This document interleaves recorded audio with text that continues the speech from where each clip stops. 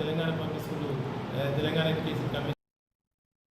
కర్నూలు జిల్లా ఆదోని డివిజన్లో కూటమి ప్రభుత్వ వైఫల్యాలపై వైఎస్ఆర్సీపీ ఆధ్వర్యంలో జూన్ 12న భారీ ర్యాలీ నిర్వహించనున్నట్లు పార్టీ నాయకులు తెలిపారు. ర్యాలీలో కార్యకర్తలు పెద్ద సంఖ్యలో పాల్గొనాలని మాజీ ఎమ్మెల్యే సాయి ప్రసాద్ రెడ్డి పిలుపునిచ్చారు.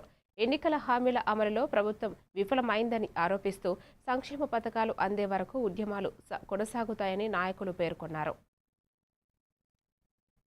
కూడా నెరవేర్చుకోకున్నట్లా 100% ఇచ్చినామని చెప్పేసి అబద్ధాల ప్రచారాలు చేస్తూ ముందు పోతూ ఉన్నారు. ఈ 2 సంవత్సరాల్లో ప్రజలకు వాళ్ళు ఇచ్చిన హామీలు ఎక్కడ కూడా నెరవేరలేదు.